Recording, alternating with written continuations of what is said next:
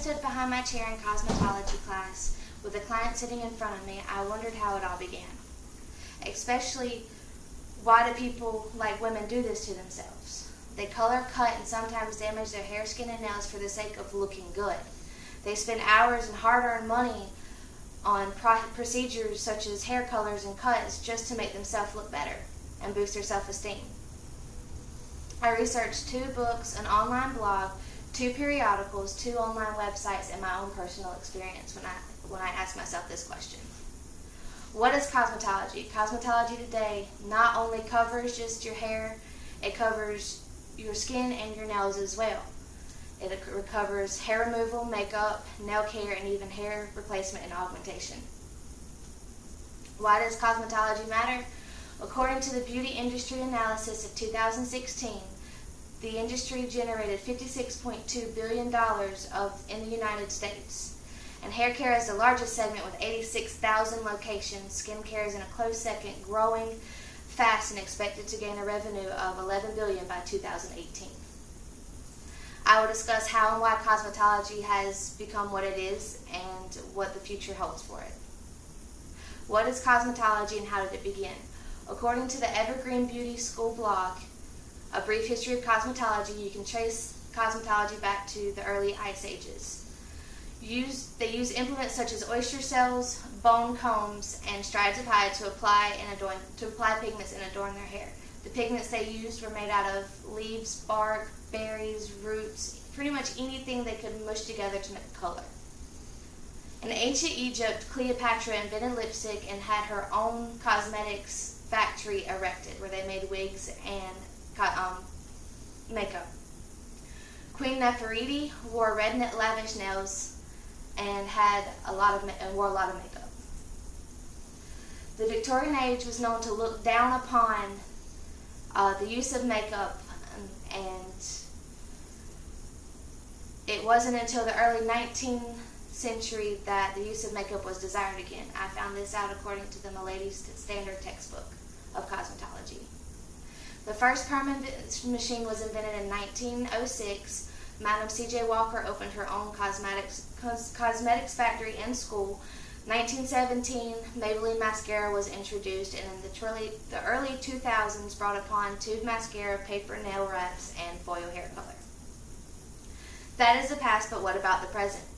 Cosmetology has continued to change and evolve to meet today's idea of beauty. There have been trends and fads that have come and gone over the years. The mullet and short pixie hairstyles are just 2 looks. Everyday magazines are published with pages full of beauty tips and articles on how to make yourself better, how to look better. And the Cosmopolitan, Vogue, Beauty, and Allure magazines are just a couple of those. Not only do we have makeup to cover imperfections, there are serums, anti-aging creams, and hair removal and hair replacement, physical surgeries, plastic surgeries, and bone shaving, to name a few other procedures. Skincare and hair care make up 50% of the money spent in the beauty industry in 2015, according to the Beauty Industry Analysis 2016 Costs and Trends. You can also specialize in cutting hair, or you can also specialize in other things besides cutting hair. Cosmetology covers not only hair but skin and nails. You can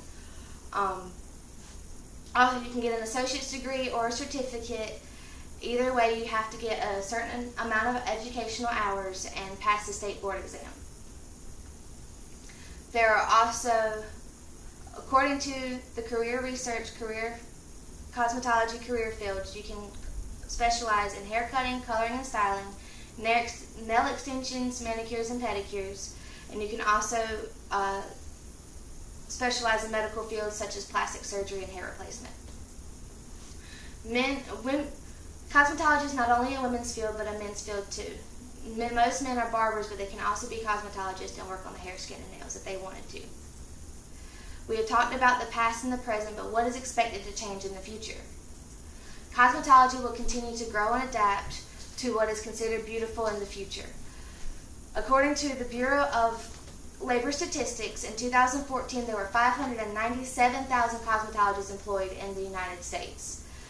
The numbers are expected to grow by 10% by the year 2024, and they could potentially make a starting salary of $30,000. That doesn't include their tips and the more pricey hairstyles and nails and stuff.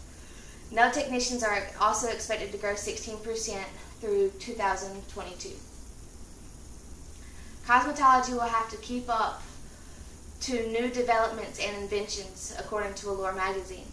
Retouch photographs set such an unrealistic idealization of the body, and other inventions will only worsen that. Technology like the Apple Watch can tell you when your skin is dehydrated and when you need to wear sunblock. Inventions like this pose questions about where will cosmetology go, and right now they have a DNA tracking kit that can tell you what skin or hair problems that you will have to deal with and how to help you prevent them, and it's called 23andMe. Cosmetology has such a long history that can be tracked back to the Ice Age, where people use bones to adorn and comb their hair, all the way through today, where they are more beauty products than you can name. Today, people can pay money to buy beauty, where they can get surgeries to fix any flaw that they possibly have. And what will the future of cosmetology be? We cannot be certain, but it is definitely improving and moving forward.